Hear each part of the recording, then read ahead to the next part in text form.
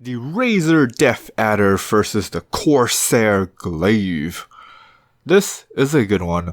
I'm Rio Gian and welcome to the channel.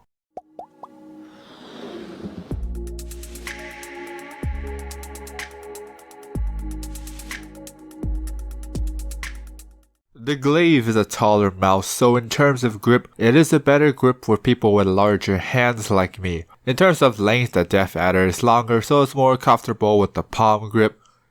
In the ideal world, I would want the mouse that actually has both. But if I have to choose, I pick the Glaive because the grip is better due to the height of the mouse. The side buttons for both, I find it easier to get to the side buttons on the DeathAdder than the Glaive. The DeathAdder also has two DPI buttons, so it's easier to push than with just the one button on the Glaive where you keep hopping around until you land on the right setting. The scroll wheel on the DeathAdder is also more solid. It's not like the scroll wheel on the Glaive is bad, but there are times when I slip on the Glaive. And I haven't experienced that yet with the DeathAdder. In terms of the clicker, I would also give the win to the DeathAdder because I just really like the way how the damn thing is designed. It's easier to place my fingers on them than with the Glaive. The one thing that sucks about the Glaive is that the DPI indicator is stuck at blue. For me, it's great because I like blue. But not everybody likes blue. Lastly, it's the name. In my humble opinion, I think the name DeathAdder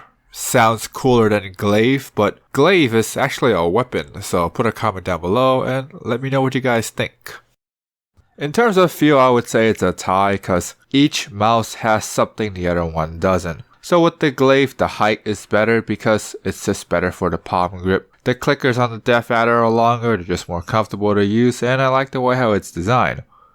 I can palm both of them pretty comfortably, but I say I palm better on the Glaive. I guess I have a bias towards the Glaive because I've been using it for so damn long, but the Glaive feels more like at home than the DeathAdder. The Glaive has switchable side blades so you can find them and see whichever ones you're more comfortable with. On the other hand, the DeathAdder is set like this, so either you like the shape or you buy the Glaive. On the back of the Glaive is really simple. There's like some stripe designs. There's 4 pads to help the mouse track surfaces. The cable on the Glaive is braided, so there's also a cable management velcro, which is a nice touch. The USB tip is silver, while the USB tip for the DeathAdder is gold with green inserts. You don't get cable management velcro, but you do get this rubber piece to keep the cables together. However, it doesn't stick to the cable, so you can easily lose it. On the back of the DeathAdder has some logo, some information, made in Taiwan. So, don't know how valuable this information is for you guys, but here you go.